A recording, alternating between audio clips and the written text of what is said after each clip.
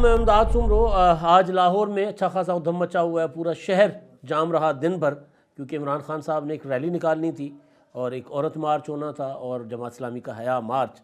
एक तरफ तो ये सारा चलता रहा, दूसरी तरफ इमरान खान साहब को लाने वाले अब अपने आप को बचाने के चक्करों में अपनी वजाहतें देते फिर रहे। फैज़ हमीद साहब भी सामने आ गए साकिब निसार के बाद। उससे पहले जनरल कमर जावेद बाजवा साहब चीख चीख कर कहते रहे कि हाँ, हम इमरान खान साहब को लेकर आए, और उसमें मुआवनत की फैज़ हमीद ने और साकिब निसार ने। अब कहानी जो है वो उसमें नया ट्विस्ट आ गया है। फैज़ हमीद साहब आ गए हैं सामने, उन्होंने सारा का सारा मलबा डाल दिया है कमर जावेद बाजवा साहब पर। ये होना था, हम भी चीख चीख कर कह रहे थे कि अगर बाजवा साहब ये समझते हैं कि वो सारा का सारा मलबा फैज़ हमीद पर डालकर या साकिब निसार पर डालकर बच जाएंगे तो ऐसा मुमकिन नहीं होगा। अगर प्रोजेक्ट इमरान खान के मेमार जो हैं उनमें कोई भी एक पकड़ा जाएगा तो वो सारों के नाम ले लेगा। चोर पकड़े जाने पर दूसरों पर ज़ाहिर अपने बाकी साथियों का नाम लेते हैं, क्योंकि अगर वो पहले से एडवांस में उन पर इल्ज़ाम लगाएं। बाजवा साहब ने तो एडवांस में कह दिया कि सारा कुछ किया धरा जो मेरा था और मैंने फ़लाँ फ़लाँ को इस्तेमाल किया था। तो उस हिसाब से तो बाजवा साहब के ख़िलाफ़ कार्रवाई होनी चाहिए, मगर फ़िलहाल तो बाजवा साहब के ख़िलाफ़ कोई कार्रवाई नहीं हो रही, मगर मुतालबात हो रहे हैं फैज़ हमीद के ख़िलाफ़ कार्रवाई के, जनरल फैज़ हमीद के। मरियम नवाज़ साहिबा ने अपना एक इंटरव्यू दिया अमार मसूद साहब को, फिर एक ख़िताब भी किया और उन्होंने कहा कि जी जो फैज़ हमीद हैं, जनरल फैज़ हमीद, उन्होंने बतौर DGISI बतौर DGC साजिशें की हमारी हुकूमत गिराने के लिए और हमें जेल भेजने के लिए, सज़ाएँ दिलवाने के लिए। तो लिहाजा उनका कोर्ट मार्शल होना चाहिए, उनके ख़िलाफ़ कार्रवाई होनी चाहिए। आज तो वफाकी वज़ीर दाखिला राना सनाउल्लाह ने भी कह दिया कि जी अगर उनके ऊपर कोई कोर्ट मार्शल की कार्रवाई होगी तो उसका फ़ैसला जो है वो उनका इदारा करेगा, यानी फ़ौज करेगी फ़ैसला। लेकिन जो तहकीकात तफ्तीश वगैरह जो है बकौल राना सनाउल्लाह साहब के, कि वो कहीं ना कहीं चल रही हैं, ऐसा चल रहा है बिल्कुल मुसलसल। जो हमारे पास ख़बरें आ रही हैं वो यही बता रही हैं कि जो प्रोजेक्ट इमरान खान साहब को लाने और पाकिस्तान की आइन, पाकिस्तान की जमहूरियत और पाकिस्तान की मुंतखब हुकूमत के ख़िलाफ़ साजिशें करने वालों के ख़िलाफ़ प्रॉपर तहकीकात हो रही है, क्योंकि ये मुतालबा पाकिस्तान की पॉलिटिकल लीडरशिप से, उस इदारे से, पॉलिटिकल लीडरशिप का उस इदारे से है जिस इदारे से इनका ताल्लुक़ है। कि बाद में फिर अगर मैं मुशर्रफ के ख़िलाफ़, नवाज शरीफ साहब ने कहा कि अगर मैं बाद में जिस तरह मुशर्रफ के ख़िलाफ़ मैंने कार्रवाई कर दी थी तो फिर आप लोगों को तकलीफ़ हुई थी, तो बेहतर है कि जो लोग पाकिस्तान के आइन की खिलाफ वर्जी करते रहें आप उनके खिलाफ खुद कार्रवाई करें, खुद एक्शन लें। अपनी मंजी थले डांग फेरो ज़रा तुसी भी। ऐ नहीं हो सकता कि तुसी कहता कि जी हम ए पोलिटिकल हो गए, हमने मान लिया, ऐसा नहीं है। बिलावल भुट्टो ज़रदारी साहब ने तो तहरीक अदम एतमाद के दौरान कहा था कि फ़ौज कह रही है कि जी हम अब गैर जानिबदार हैं, तो तहरीक अदम एतमाद के दौरान गैर जानिबदारी उनका इम्तहान होगा, आजमाइश होगी कि वो वाक़ईतन गैर जानिबदार हैं या नहीं।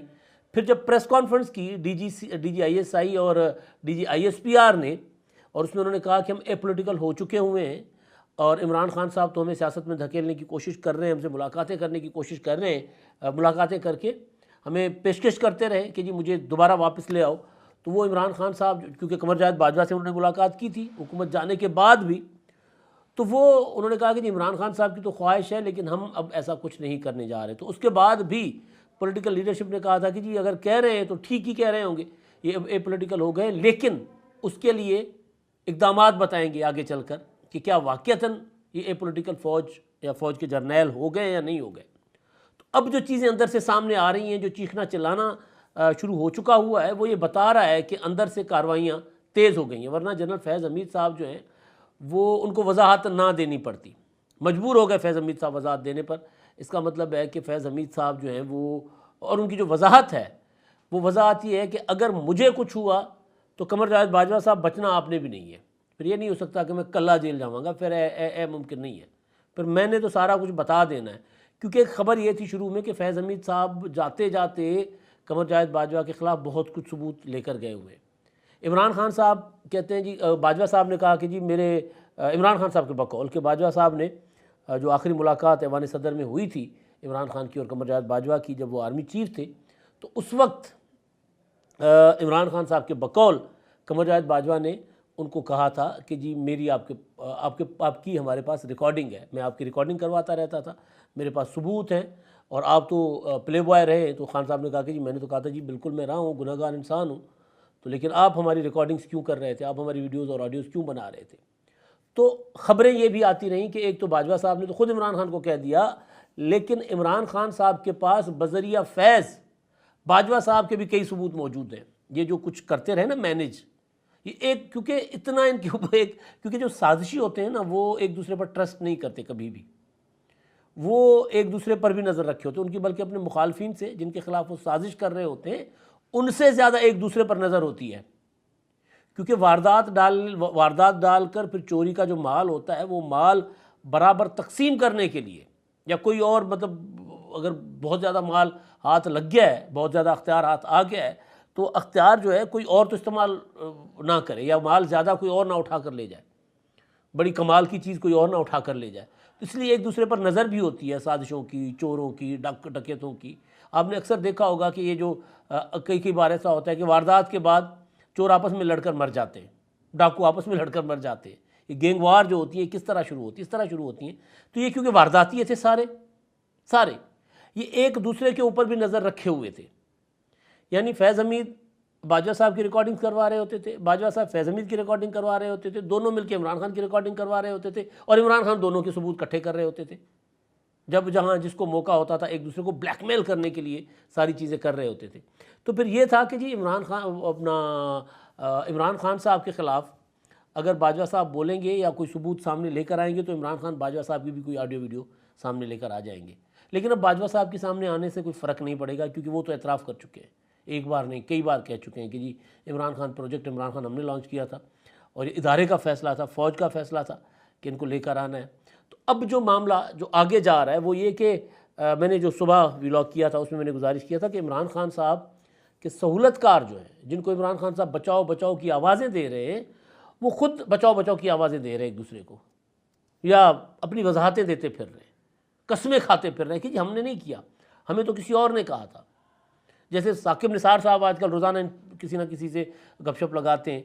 पहले जो आदिल शाहजेब से बात की उसमें उन्होंने कहा कि जी ये मेरा आखिरी वजाहत होगी, उसके बाद मैं इंटरव्यू नहीं दूंगा, मैं किताब लिखूंगा जो मेरे मरने के बाद शाया होगी, जिसमें सारे हकायक होंगे जो कुछ होता रहा। यानी वो जो अपनी जजी के दौरान चीफ जस्टिस नहीं बल्कि कहते हैं 1997 में जब से मैं जज बना था तब से कि हालात पर मैं किताब लिखूंगा।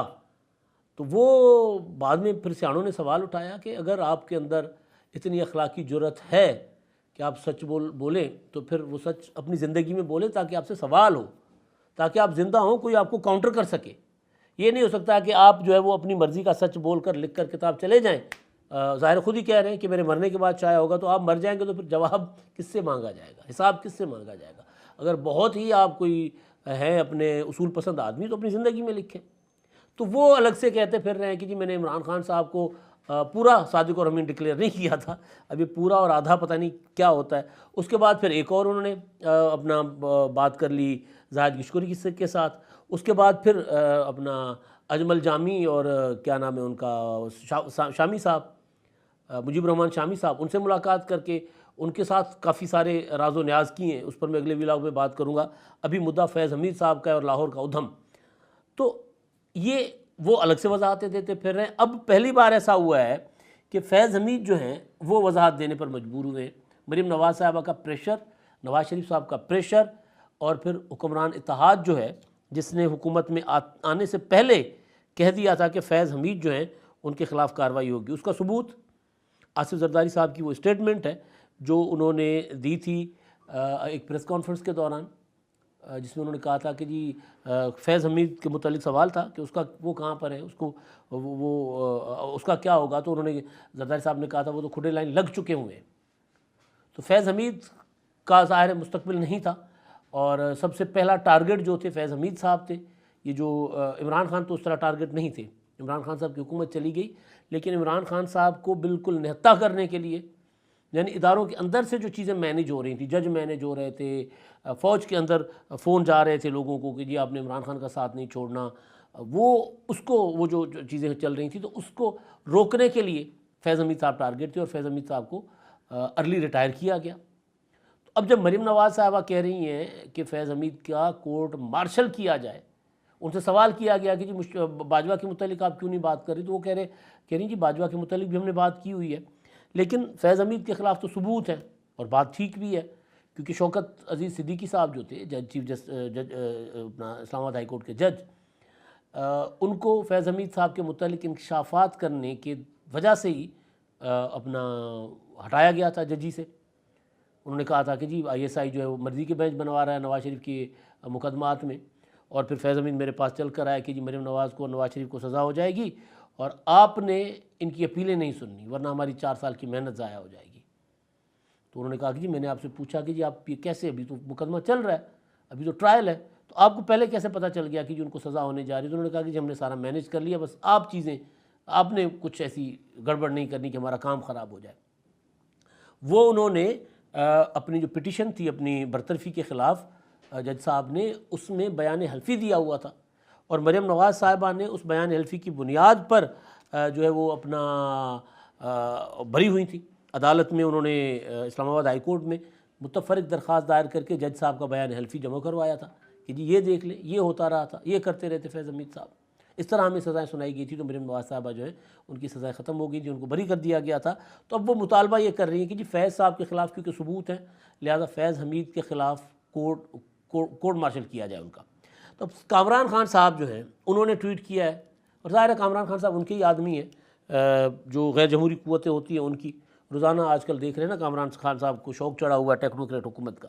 तो बहरहाल उन्होंने एक ट्वीट किया है और वो लिखते हैं कि जी साबिक़ ISI सरबराह लेफ्टिनेंट जनरल फैज़ हमीद ने मरीम नवाज़ की जानिब से उन पर लगे इल्ज़ामात के जवाब में मुझे भेजे गए मैसेज में याद दहानी करवाई। नंबर 1, 2017-18 में मैं सिर्फ मेजर जनरल था, क्या फ़ौजी डिसिप्लिन में तनहा मेजर जनरल हुकूमत ख़त्म कर सकता था?